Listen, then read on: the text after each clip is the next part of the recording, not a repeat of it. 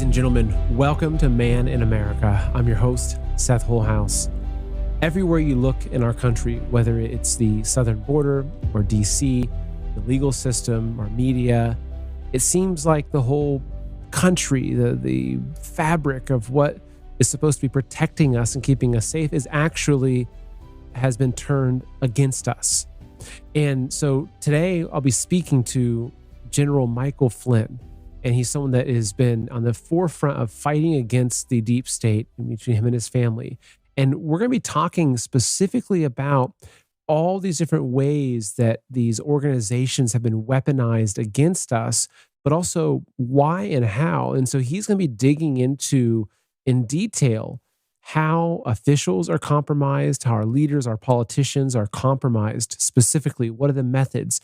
How is someone groomed? How are they taken in?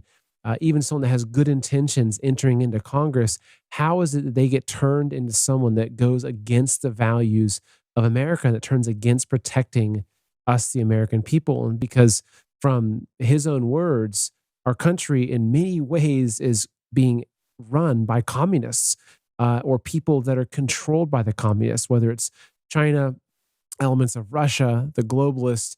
This is what's going on. And so the destruction that we're seeing happening around us and our pleas for the politicians or anybody that has power to do something, why are they being not listened to? According to Michael Flynn, it's because these people are actually acting on behalf of the enemies. So we're going to be diving into how people are compromised, what that looks like, but also be talking about the southern border and the Middle East and what's happening with the Middle East and Ukraine. So it's going to be a very comprehensive interview with General Michael Flynn. So folks, please enjoy the interview. General Flynn, I have to say it is such an honor to have you on the show. I know you're very busy and I really appreciate you making the time to come on today. Absolutely, Seth. It's great. Man in America. Here we are, right? Yes, here we are. And I appreciate your patience and I appreciate your audience. And, we're really we're in an interesting time here in the country. And I think it's really important for those of us that are out here with these, I sort of describe them as fiercely independent voices. You are one of them, that we have to get out to as many people as possible what's happening, not just here at home in America, but also around the world that is affecting American interests at home and definitely affecting, it's affecting our everyday lives. I know we're going to talk about a bunch of things, but I just was, given some incredible stats today based on, I think it's testimony that, it might have been testimony that Director Wray, the FBI director, was given to a congressional hearing. So maybe we can talk a little bit about that.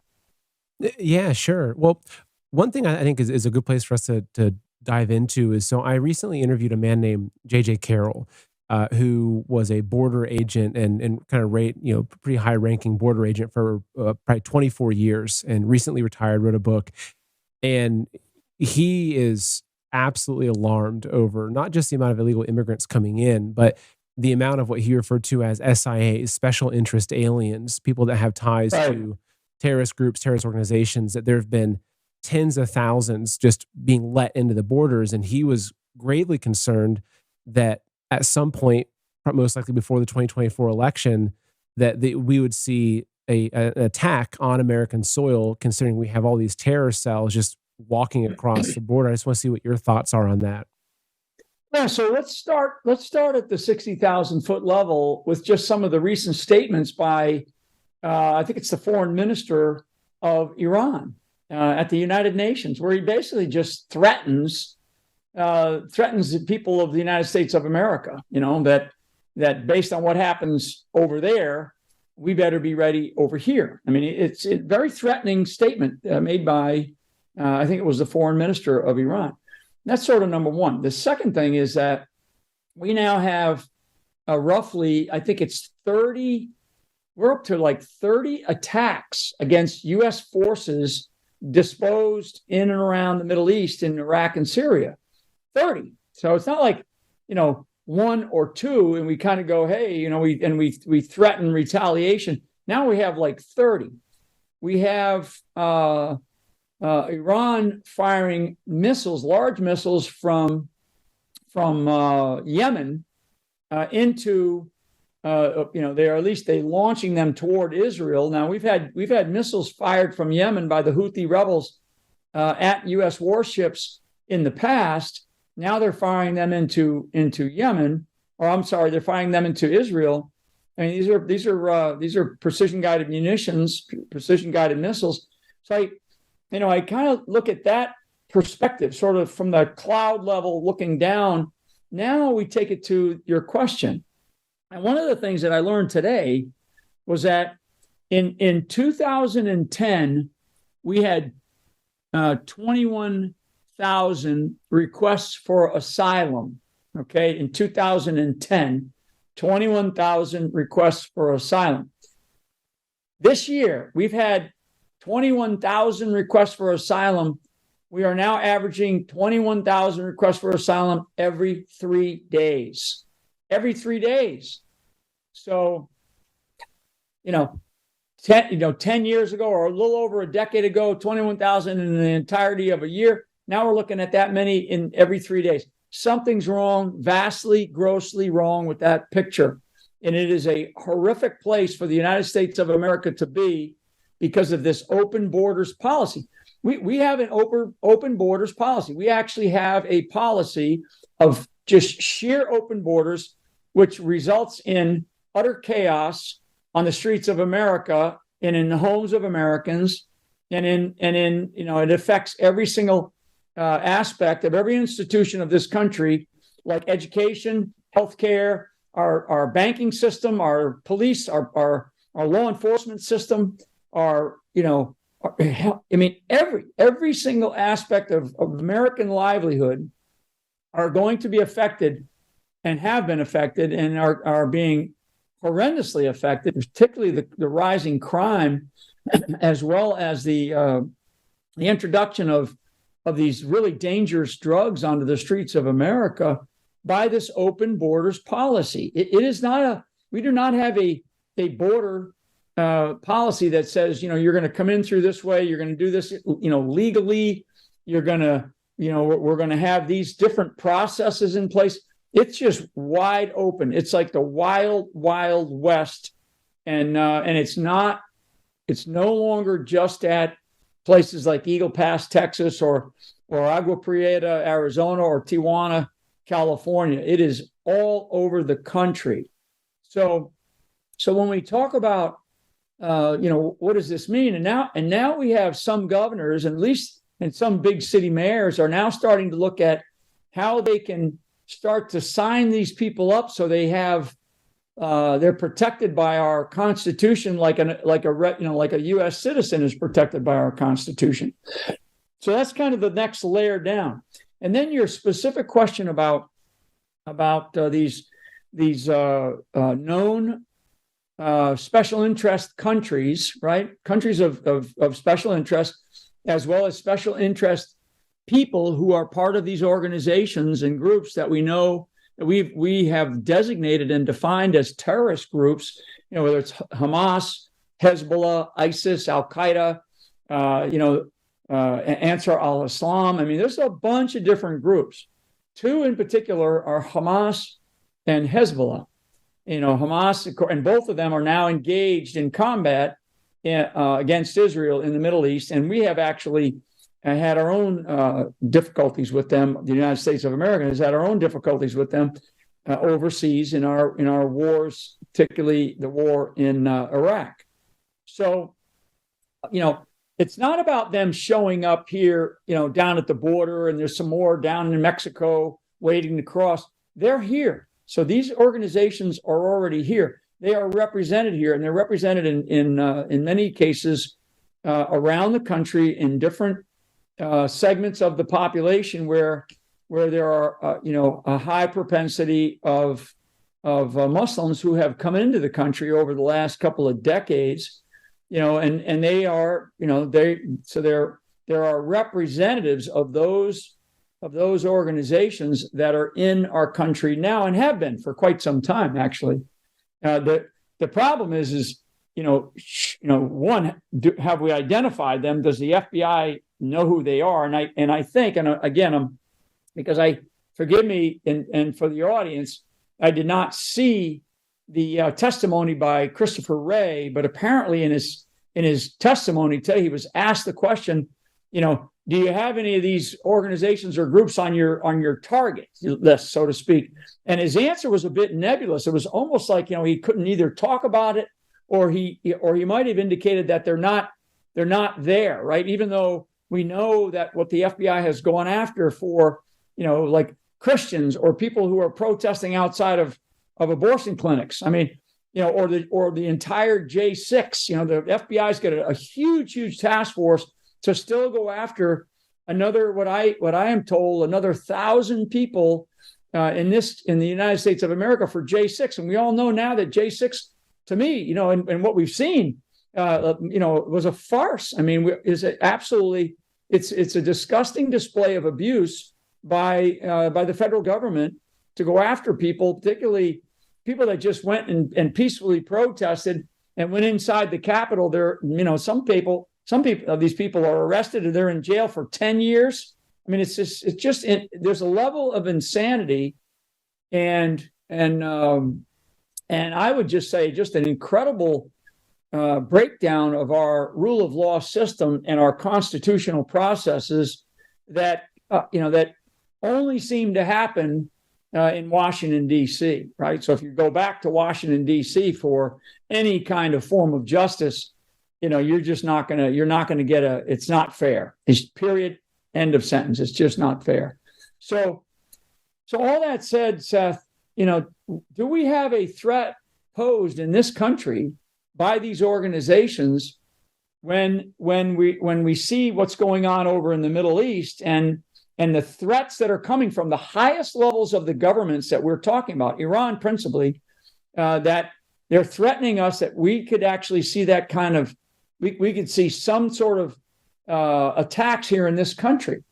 And so what I'm telling you and I'm telling your audience is you damn right they're here. And they have, in many cases, they have expanded their footprint over the last 2 years by bringing in even more people from these special interest countries and special interest groups. And you have to say to yourself is, okay, so if that's the case, is organizations like the Federal Bureau of Investigation, is the FBI, are they actually tracking these people? I mean, we're not talking about, we're not talking about 19 or 20 guys who learned how to fly airplanes into buildings, right? I mean, we're talking about tens of thousands here because we've allowed this open borders policy, and we know these special interest countries have been flooding in to this country, and we know that many of these groups are already here. So where's our FBI? Is our FBI actually focused on the threats that we should be aware of? Are they focusing on with all of their sources and all their abilities, all their resources that we give them, right? That we, the American people, give them to operate. I had a conversation with a gentleman this morning about the shooting up in Maine, right? The shooting up in Maine. So it was and the guy, I guess he might have killed himself. I lost the bubble on it because I was like, I couldn't believe that for a couple of days they couldn't find this guy, right? And then they found him, I guess, dead.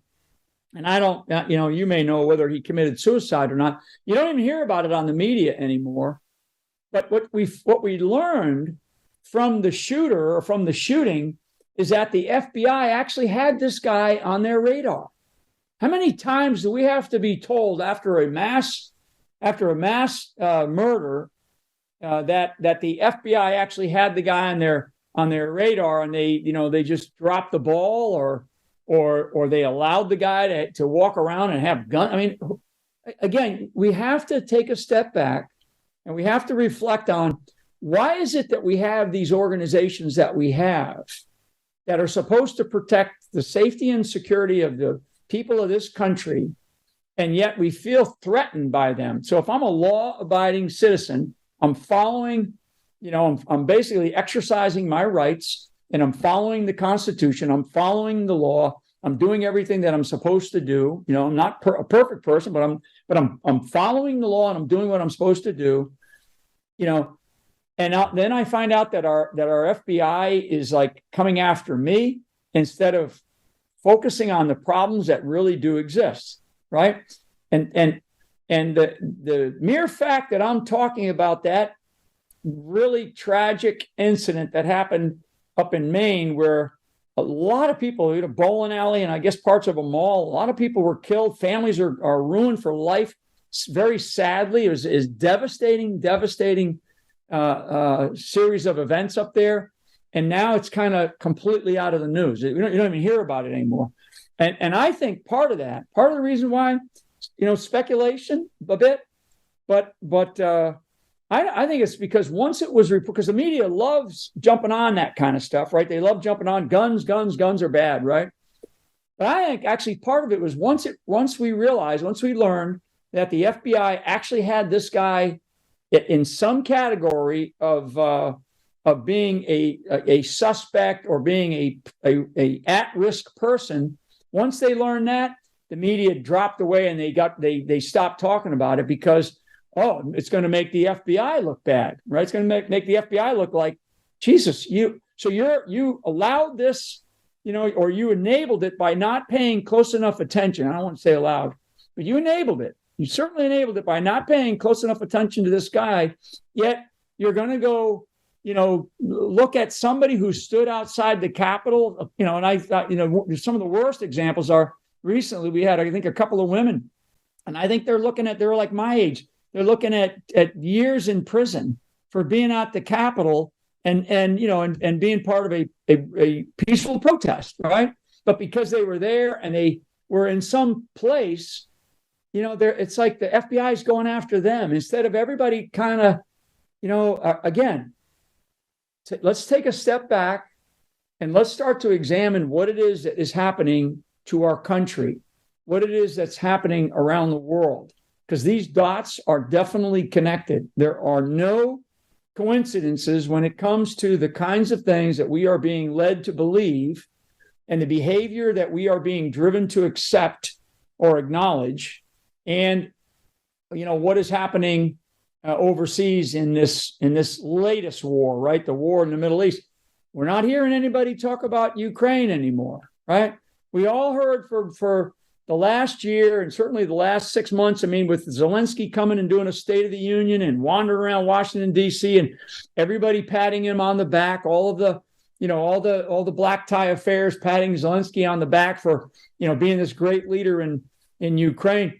And we were told the Ukrainians are kicking the Russians' ass. They're winning the war. They're doing this. We got to give them more money because, they need more resources. We're not even talking about Ukraine anymore. You don't even hear about it. Folks, I have a quick message for you. 2024 is do or die for the globalists and communists that want to absolutely destroy America.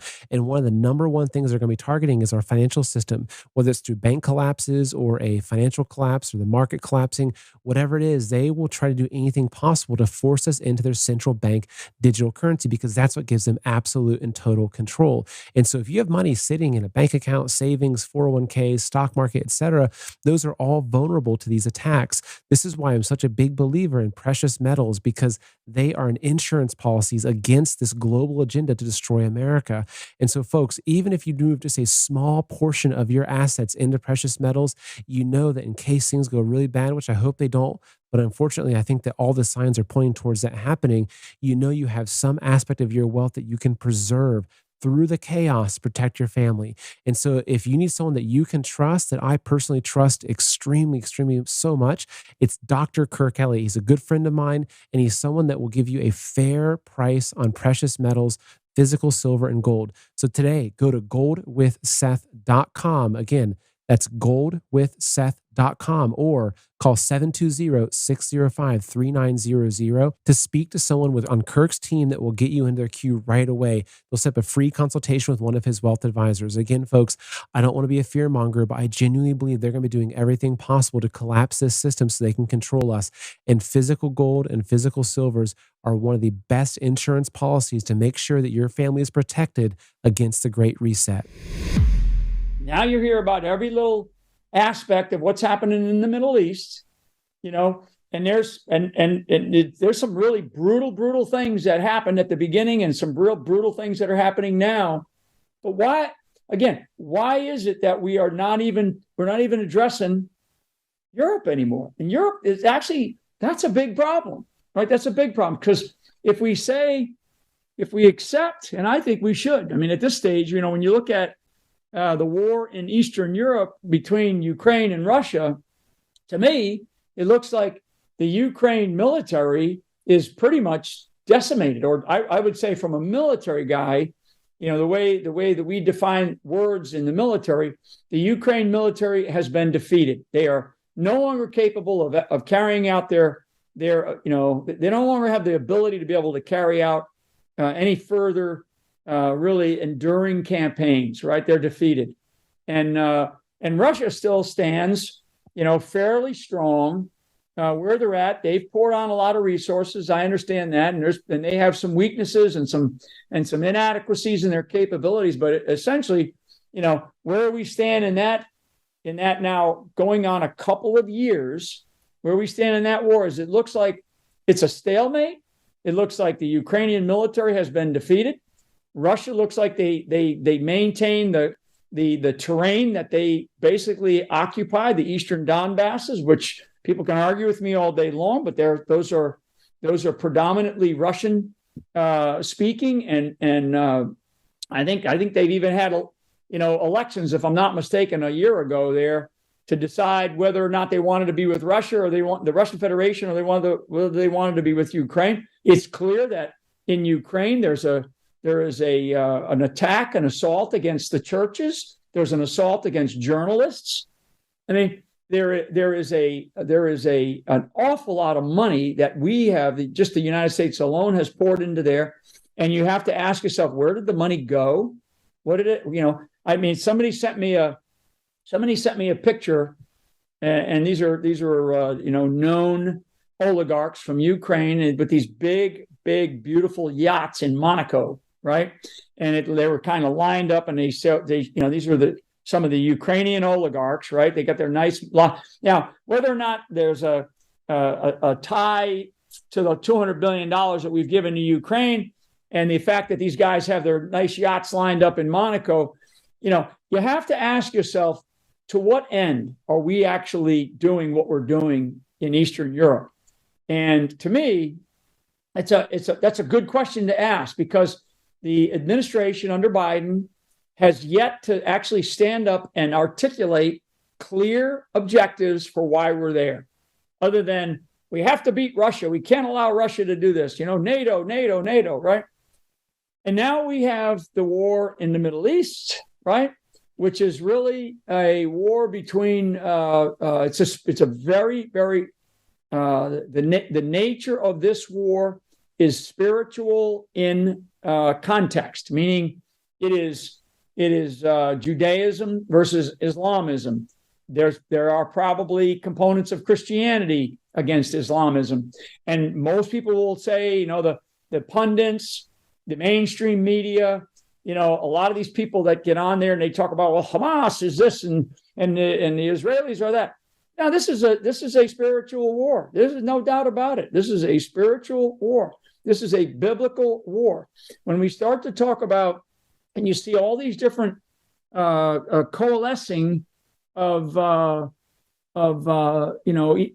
sort of the Arab world, the potential blending of, even though they don't get along and they have their own massive major issues, the Sunni Shia rift within the Arab world, within the Islamic world, right? The Muslim world, because Iranians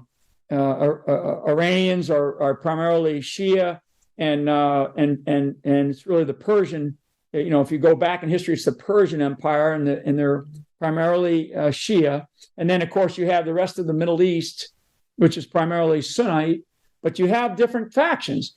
But it seems like, Iran is helping Syria. Syria is helping Hezbollah and Hamas. Iran is helping Hezbollah. Iran is helping Hamas. And then you have the Yemenis with the Houthi rebels down in Yemen, which is south of Saudi Arabia. They are at war really with the Saudis, but they're firing missiles into Israel. I mean, you have this cauldron that is just an absolute mess. And we have our own administration, which is so it's so chaotic right now. I mean, the Secretary of Defense made some statements here in the last 24 hours. The National Security Advisor has made some statements in the last 96 hours or so. The Secretary of State, our Secretary of State, has made some statements. And you kind of look at it and you go, wow, you hope that these guys are talking to each other. You hope that they're taking guidance from, the leader sitting behind the resolute desk in the Oval Office. That does not appear to be the case. So we now have an approach to this war that's occurring in the Middle East, like we have with the war occurring in Eastern Europe. We have almost no real clear stated objectives about what are American objectives for this. Support Israel. Okay, great. I mean, I'm fine. That's fine. But what are the overarching objectives for what it is that we're trying to achieve? If we give $100 million to Hamas or to the Gaza Strip, to the Palestinian Liberation Organization, or to the Palestinian Islamic Jihad, those are all pieces and parts of what sits in Gaza. If we're going to give them $100 million, do you think that $100 million are going to go into the livelihoods of the people of Gaza? Absolutely not. Absolutely not. When you look at the tunnel construction that these guys are able to create in Gaza, underneath hospitals, underneath schools, underneath homes, underneath neighborhoods, I mean, that kind of construction of what they've created comes at a cost. So you think our money's going into making sure that these people have bread and food and nice drinking water? No, it's not that at all. Do you think that they have good hospital systems that are able to take care of them? No, because they don't care about that. What they care about is one thing, and that's hatred. In this case, hatred of Jews, and that sort of biblical component of what it is that we're facing is very real. Now, all that said, and I've asked this question on other places because I do want to talk a little bit about China today too with you. The question is, why are the Palestinians Israel's problem, right?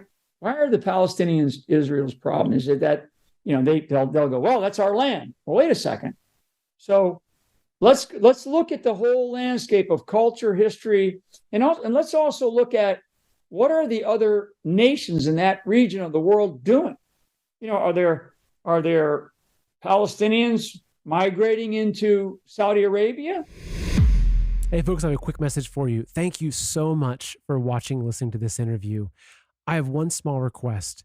If you're enjoying what you're listening to, could you please share this interview with one person, just one person? Because of censorship and shadow banning, it's so hard to get this content out to more people. And the only way we can really do it is when you help by sharing it. So if you like what you're listening to, hit pause, share it with one person. It helps so much. Thank you so much. Are there Palestinians migrating into Egypt? Are there Palestinians migrating into Oman, into Qatar? You name it, right? I mean, Qatar supports that's why we've got people over talking to the Qataris and their leadership about negotiating for the release of the hostages, because the Qataris are working directly with Hamas. I mean, so why aren't they taking the Palestinians? Why aren't they flooding these places with lots of money? Why is it the United States has to come up with all the money for everybody? Why is the Palestinian problem an Israeli problem? Well, it's an Israeli problem because it's like a hot poker it's like a hot poker in the only bastion, only redoubt of democracy in the region is Israel, right? So the rest of it, Israel's surrounded by this. I call it a cauldron because it's like constantly at war with itself.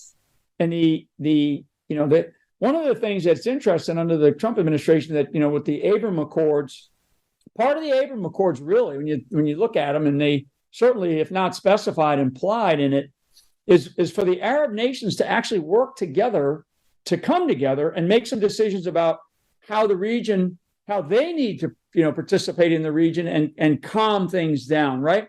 Why do they always have to make it about Israel? Why do they always have to make it about Israel? What is this hatred? And it goes back, it's biblical. That's why I say we're really dealing with a spiritual war. So all that said, taking it back to here in America, I think about, what are our American interests, right? What is best for America? Well, if we continue to have a open borders policy, and this is on both sides. This is up in the north with Canada and down on the southern border with Mexico. If we continue to have this sort of open zone where everybody is just free play, free for all, then we're going to turn around one of these days very soon, sooner than we think, and we're going to go, what happened to my town? What happened to my city? What happened to my state? What's going on in my county? Why is it that we can't get we can't hire cops because we are done? Why? Because we're defunding the police, because police feel like their hands are tied. The immigration services in this country, the child protective services, still, we don't hear about the child protective services who can't account for 85,000 children that are missing from their custody. These are the kinds of things that a normal, healthy society would be dealing with, right? With really strong, positive leadership in our country, if we had it, we would be dealing with these kinds of issues. We don't have that right now. We do not have that right now. And I will tell you that people don't realize how much our nation has been infiltrated by communists. And that's very real. I'm not kidding about that. So our nation has been infiltrated in damn near every institution, particularly the government, has been infiltrated by people who are socialist, communist, or Marxist leaning. And it's been going on for a long, long time. All the era of Trump did was he exposed it. And of course, we continue to see the exposure of these groups and these people because of everything that's going on in our country right now, particularly with all these crazy legal actions that we see that are all one-sided. They're all very, very one-sided. It's not, you don't see, name one Democrat, political person who has a special counsel or somebody against them. They say that, the Bidens and Hunter, they'll go, oh, he's got a special counsel. Well, so what's happening? We know everything about what's going on with Trump and everybody around him, but we know nothing about what's going on here. And it doesn't appear to anybody that any of these folks are going to get into trouble at all. And they're just sort of running the clock out, right? So let me pause there because I know we don't have, let me just throw it back to you, Seth, if you have any questions, because I want to talk a little bit about China. Yeah, so I'm glad you brought up the communist infiltration and really all of these different topics you hit on, they all interrelate to each other. And so looking at the corruption of DC, the open border, and asking ourselves, how is this being allowed to happen in our country? Well, to me, it's obvious that our leaders, our elected officials, Congress, et cetera, are not acting on behalf of the American people. They're acting on behalf of our enemies that want to collapse America. And so I wanted to detail that a little bit more. I know that you were on an interview recently with Joy Thayer, wonderful woman, great interview.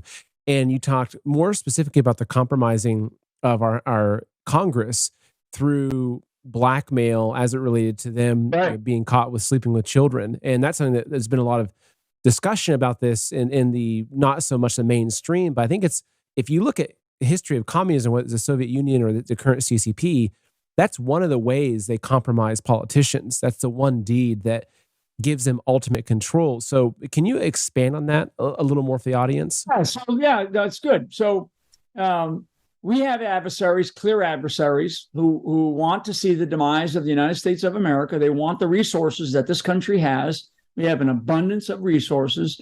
They want to see the collapse of the United States of America and our way of life and our system of government. They don't like it. Okay, and you can name all the stuff. I mean, all the sort of a global alliance that's formed against us, principally communist countries. Russia, China would be two. We worked for 40 years during the Cold War to basically defeat the Soviet Union, and we did.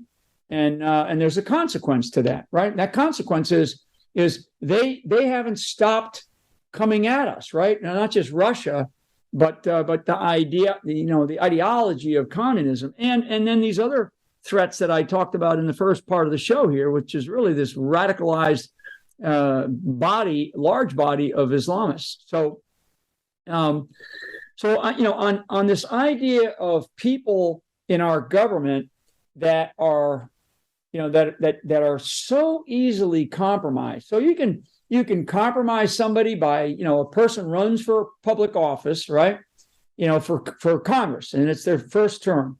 They run for office, they get to Washington, D.C. One of the first things that begins to happen is, number one, you got to look at how did they get there. If they got there because the people of their district loved them and they were like fighters, and they were maybe they were they were a law enforcement professional, or they were a business person, and they just said, hell with it, this situation in Washington is terrible, I'm going to go and I'm going to fix it. Well, so they get into that. They get there, they win. Then they show up to Washington, and what happens?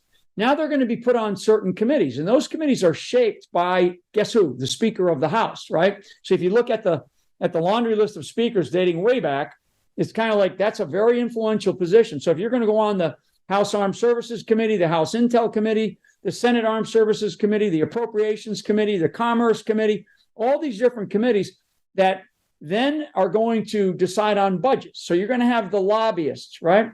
You're going to have the lobbyists come in there. The defense industry, the military industrial complex is the very famous one, but the pharmaceutical industry, the insurance industry, the housing industry, the agriculture industry, you name it. Okay. Some of them are more powerful than others. They're going to come in, they're going to go, hey, if you do this, we can do this for you.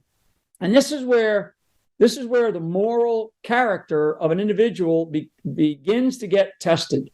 And these organizations, because I haven't really talked about going overseas yet. And this was kind of what I talked about with Joy the other day, was these elements that we send overseas to go and do these congressional or Senate delegations overseas, where there's either staffers or there's actual members that go overseas. But right here at home, there's pressure points to find out, well, what's their weaknesses? Do they like women? Do they like boys? Do they like little kids? I mean, this is the kind of level of detail that you're going to analyze somebody. Do they have a lot of debt? Has he been married? I'm talking about guys or women too, but has he been married and divorced a couple of times? Does he drink too much? Does he do, what are the weaknesses in a person's moral fiber? Okay. And they'll go after that. So now you take that and you go overseas. So when you go overseas, I guarantee this is what's happening. So when a group of representatives or a group of senators show up to some country, and they usually go to multiple countries on some of these. Sometimes it's over for one visit, maybe into Egypt, or maybe it's into someplace in Europe, and then they go back home. But usually they'll do a multi-visit kind of thing. And each place that they go to, it's not just the country that they're visiting that's targeting them. It's countries like China. It's countries like Russia. It's other countries that you would least suspect. And what they're looking for, and they're watching, and they're paying people to do this. Okay, they're paying this is the world of spying, or this is the world of intelligence and counterintelligence and counterespionage and espionage. Because what you're trying to do is you're trying to find that one or two, or maybe it's the whole group, of people that you can get into a very compromising situation, right? Folks, I have a quick message for you. Look, the 2024 election is do or die for the globalists and communists that have infiltrated our country and are currently running it. And they either have to win or they're going to destroy America so nothing is left either way.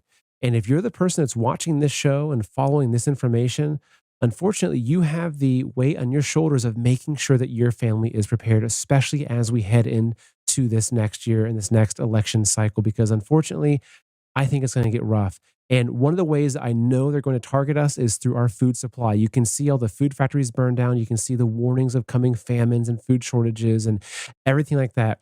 And food is one of the number one ways totalitarian regimes have always used to control the populations, destroy the food supply. So if you don't have at least 2, 3, 4, 5, 6 months worth of stored food, I highly recommend you take that very seriously because, look, as I mentioned, if you're the person that's watching this, you're the person that carries the burden of making sure your family is prepared.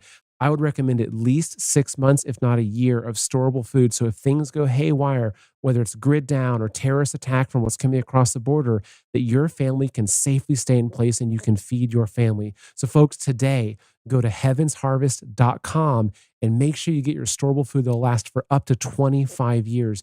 Just in case things go south, you know that you have what's going to take to feed your family, which is so, so critical for us to get through this next stage of history. So go to heavensharvest.com today, order your food that'll last up to 25 years, and use promo code Seth to save 15% on your entire order.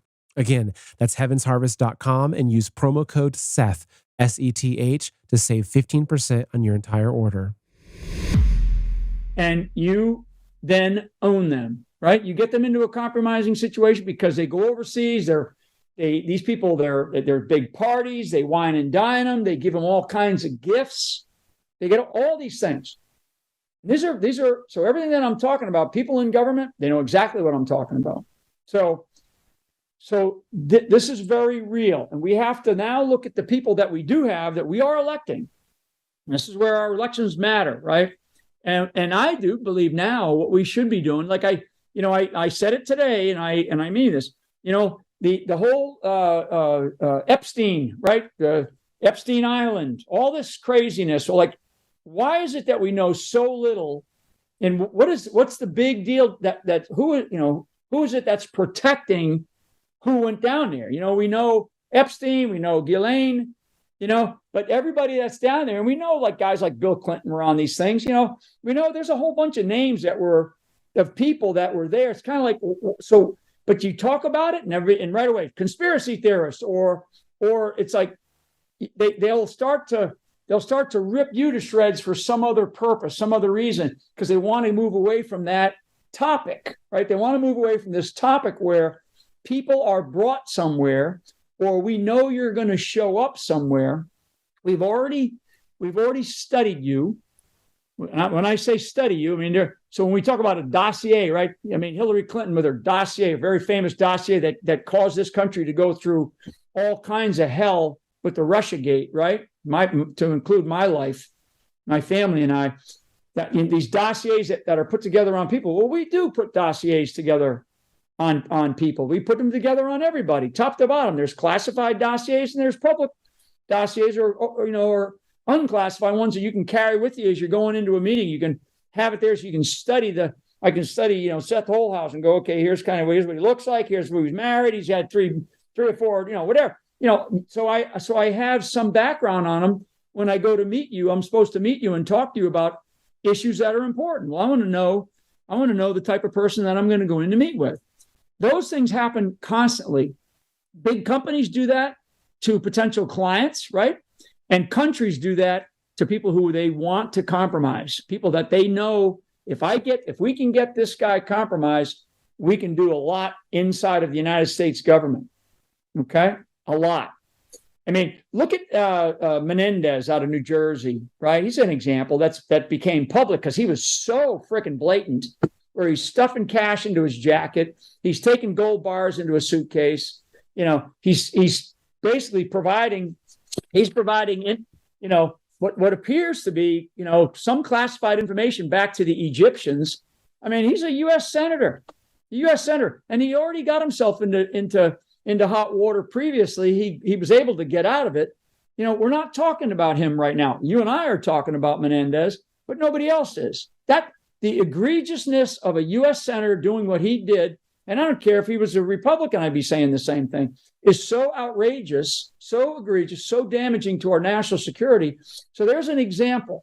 Now, they clearly had him. The Egyptians had him, they had him, nailed down. So what happened? He got caught. He got caught because he got so blatant coming back in and out of the United States of America. I mean, you couldn't deny it, right? When we talk about, somebody must have raised that up and said, hey, we know about this guy. You got to do something about it because he's just so blatant. Others are not so blatant, but they're well known inside of the sort of the inner circle, the small circle that revolves around Washington, D.C. And so I think that one of the things we have to do is we have to now start challenging these people, like, Mr. Senator or Miss Senator or Miss Congressman, Mr. Congressman. Do you have any skeletons that are in your background, or should we be worried about some country because you're on the House Intel Committee, you're on the Senate Armed Services Committee, you're on the Judiciary Committee?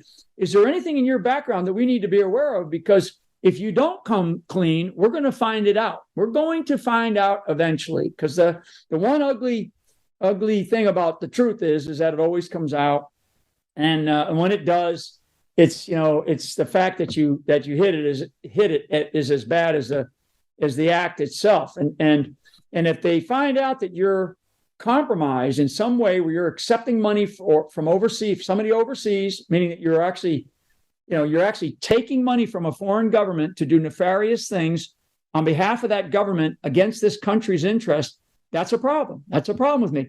The world of the intelligence side, the side that I'm part of, that I was part of, a big part of, and I'm not anymore. I know these things happen because, we do similar things to some of these countries because we want to have access, right? You want to have access inside of the highest levels of government decision making, so you can understand what's happening, and you do that at all levels. And so, I mean, that's a little bit longer explanation than you probably wanted, but I think people need to understand that in this country, that we just have this level of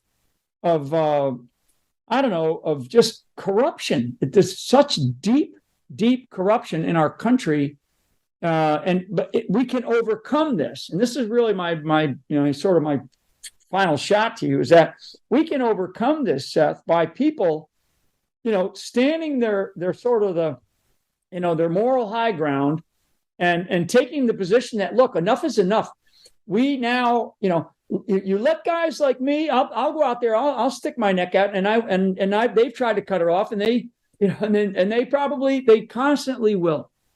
But I'm okay with that because I've found a place in my life where I will refuse the line, so to speak. I see, and I have seen the writing on the wall for many, many years, and so.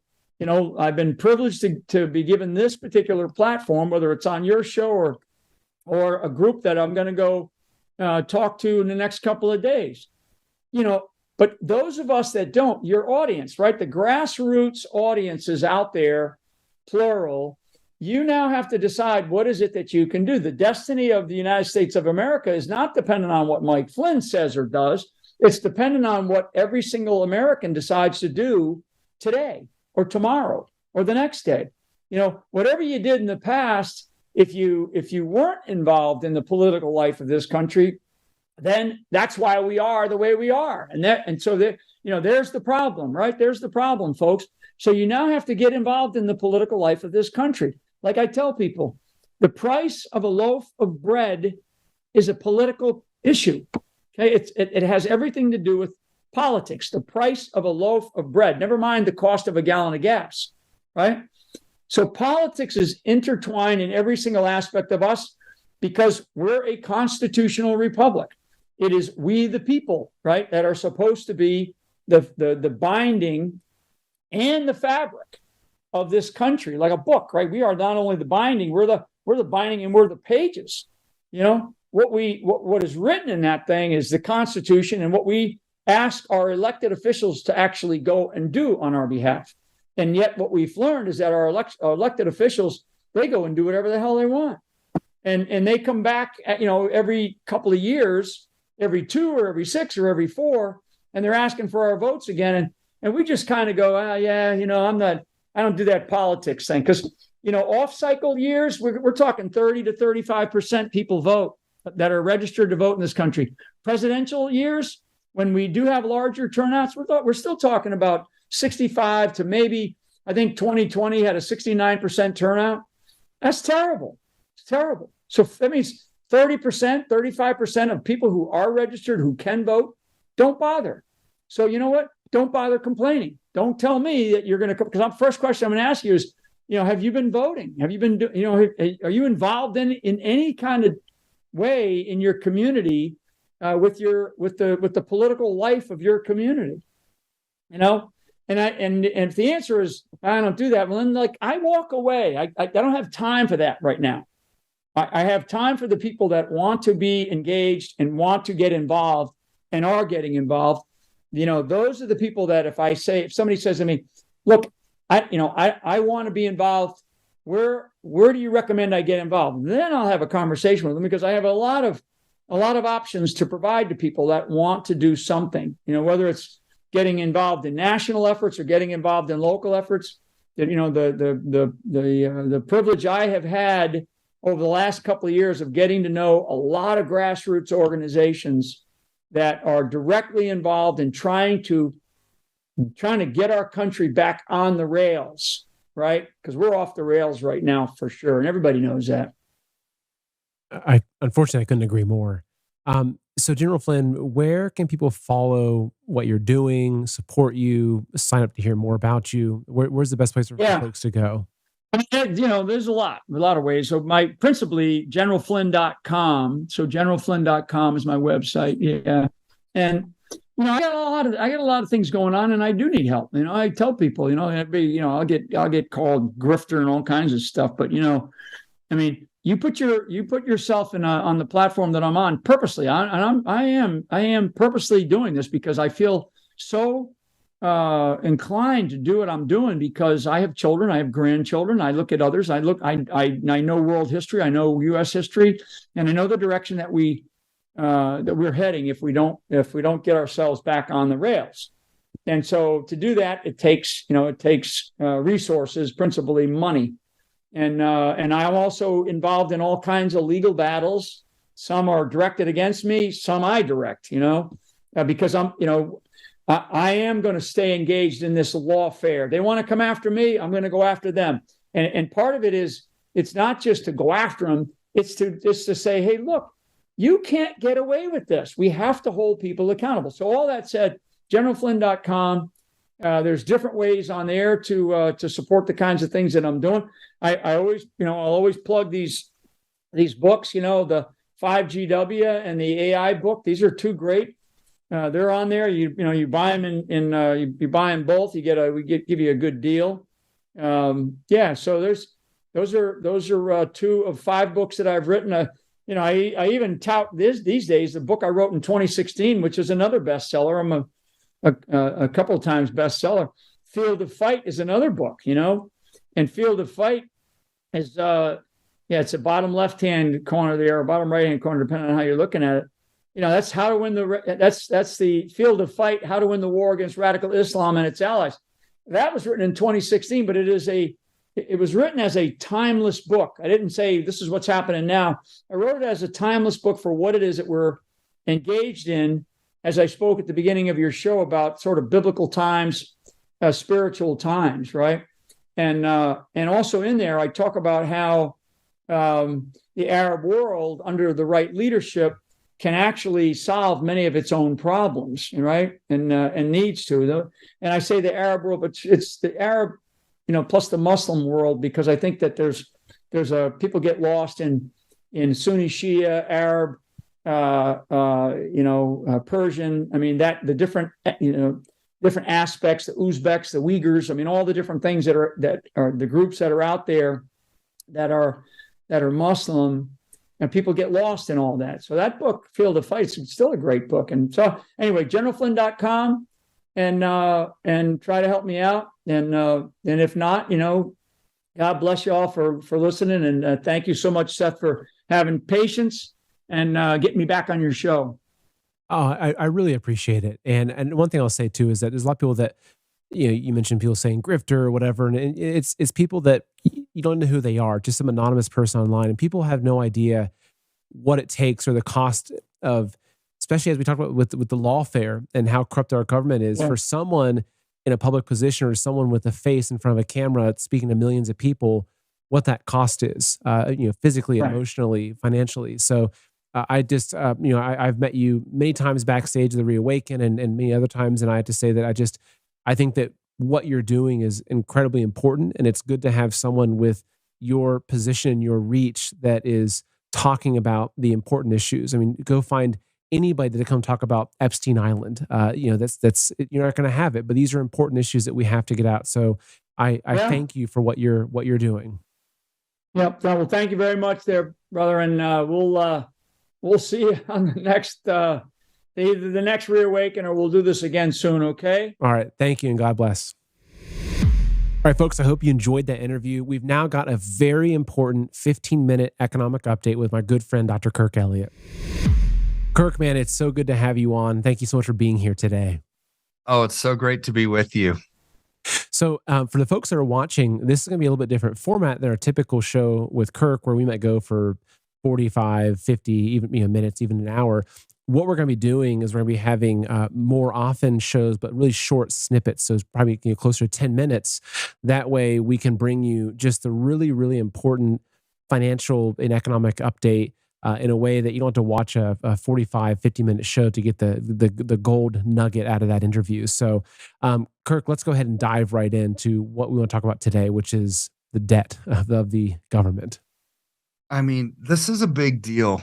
And we've heard kind of roundabout stories about how bad the debt is, right? When you've got McCarthy, who was ousted as Speaker of the House because he passed the debt ceiling, right, without just a blank check for 45 days. And the financial hardliners in the GOP said, off with your head, we're done. And then you go through the whole rigmarole of Scalise and Jim Jordan, saying, well, we're hardliners. We're going to draw a line in the sand, and then they get ousted, right? That's like, no, we don't want you either, because we need to spend money. We need to actually have a printing press that will continue to stimulate the economy, because it's an election year coming up, right? No politician wants the government to shut down, wants to run out of money when they're trying to get reelected. That's bad PR, right? So to me, you've got like two parts of the GOP. You've got the ones that are like the Trump Reagan type GOP that said, let's curtail some of the spending, right? And then you've got the other ones, which I would say are kind of like the uniparty, in cahoots with the Democrats and cahoots with the World Economic Forum, the globalists, saying, we want this other agenda. We're going to print money like there's no tomorrow and create a dependent class. And so there's this battle, this ideological battle happening. And to me, it all boils around to debt. So if you look back to the beginning of our country, 1776, and I think this little story here, it's just going to take me a couple minutes to go through, is going to kind of freak people out a little bit, because 1776 to 1980, when Reagan became president, the debt was just under $1 trillion. It was like 900 and something billion. So that took 204 years to go from zero to 900 and something billion dollars of debt. Okay. Now, just last month alone, in the last 30 days, we added $600 billion to the federal debt in 30 days. So it took 204 years to accumulate 900 and something billion. We just did 600 billion in 30 days. It's like, man, they're spending like drunken sailors. I hate to take Stanley Druckenmiller's thunder, right? Because he just had a interview where he said the government needs to stop spending like drunken sailors and cut entitlements. Why would he say cut entitlements? Is that really a big chunk of our federal spending? Yeah, it really is. When you look at Social Security, Medicare, Medicaid, food stamps, women, infant, children programs, it's over 80% of everything that we bring in as a country every year, 80%. So there's absolutely zero way politicians will ever balance the budget, because you can't run the country on the 20% that's left. And if you actually do balance the budget, you're going to cut off the hand that feeds you, your votes, right? So it's an awful thing to say about politicians, and there's some good ones in here, but overall, they stopped looking at people as people and they started looking at people as votes.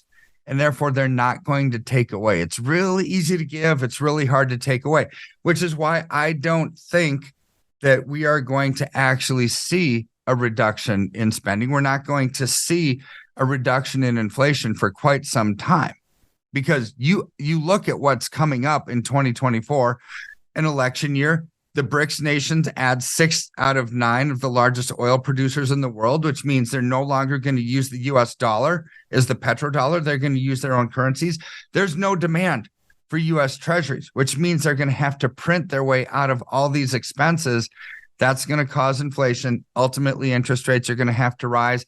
That's when they print money like there's no tomorrow. That adds to the federal debt that's already mushroom clouding and growing parabolically and exponentially. It's like, this is a problem that I don't think politicians know how to fix. And this chart right here, this is from Statista, says, well, if you look at this, and now this is from May of this year, where they're showing the debt at 31.5 trillion, which now I think is over 33 trillion, right? I mean, yeah, it's like 33.5 trillion. So it's up a couple trillion since May.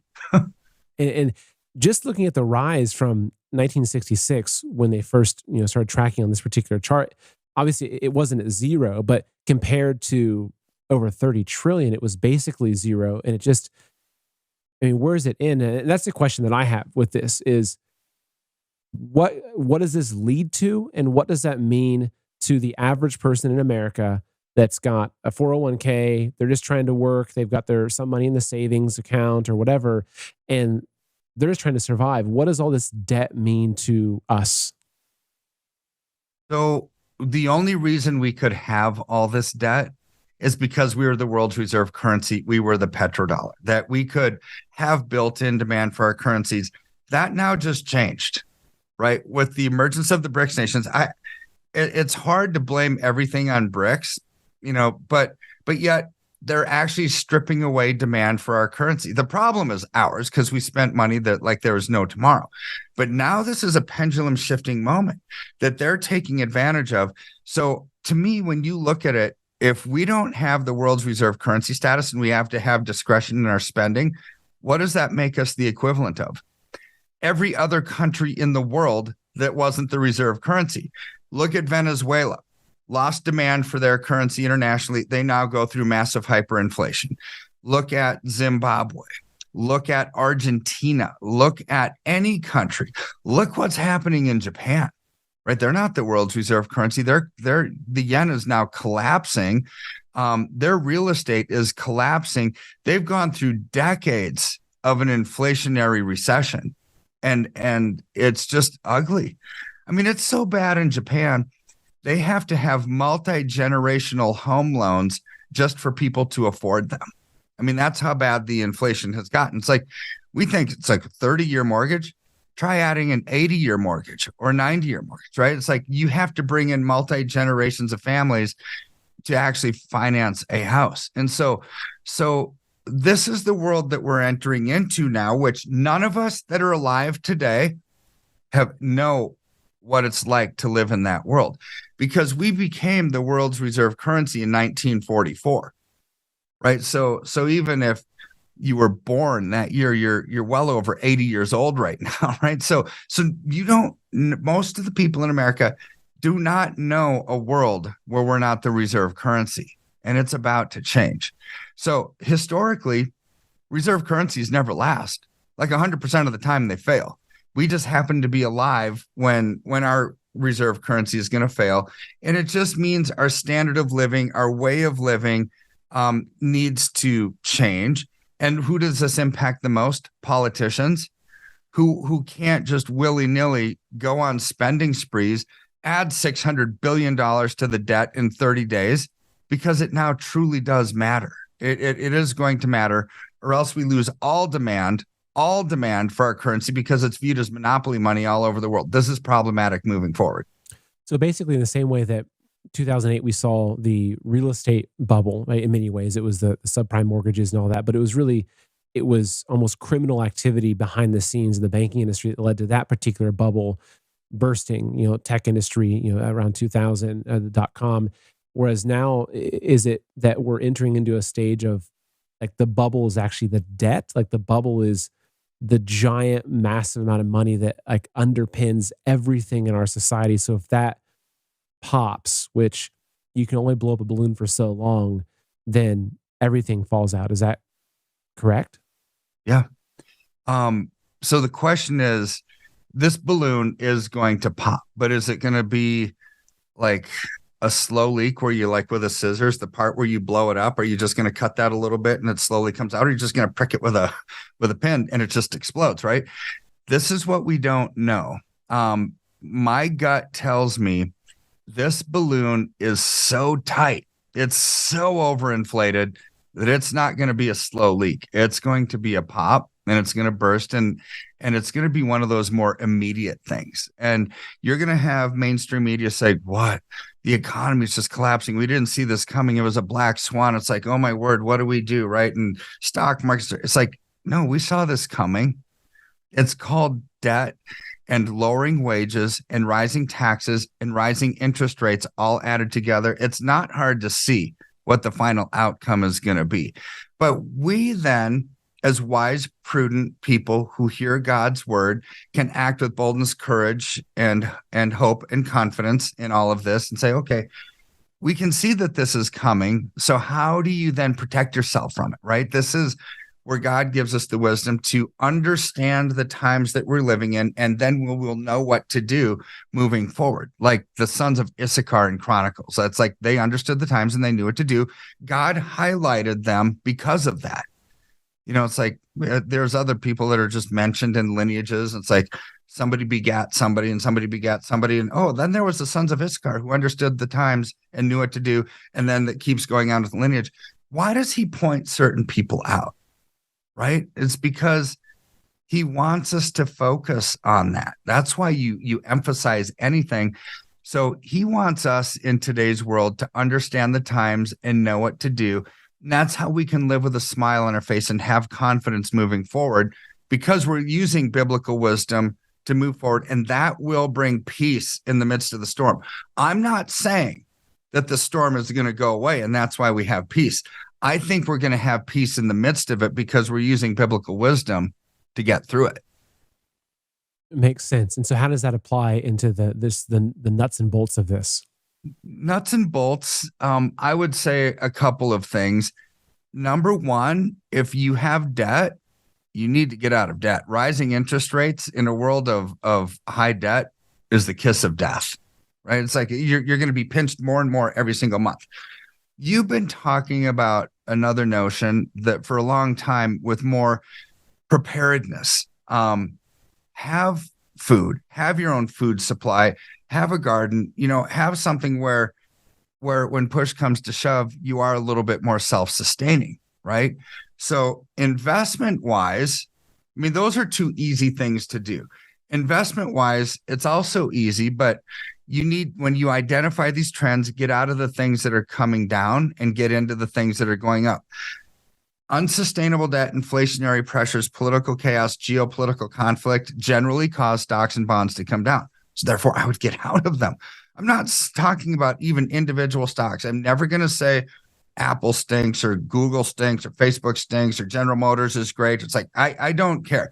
I'm talking about general rule of thumb. When you have these foundational issues of a collapsing economy and a shrinking economy where spending is down, the stock market is a function of revenue. That's what it is.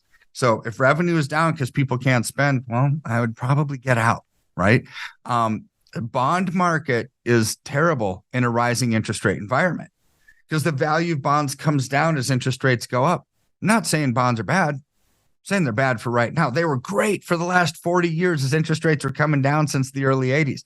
So therefore, those two are kind of out for the time being, in my opinion, as an economist. Not an investment advisor. I'm not talking about individual things here, but broad picture view, I would get out. And what I would do is allocate into strength, which would be tangible assets like gold, like silver.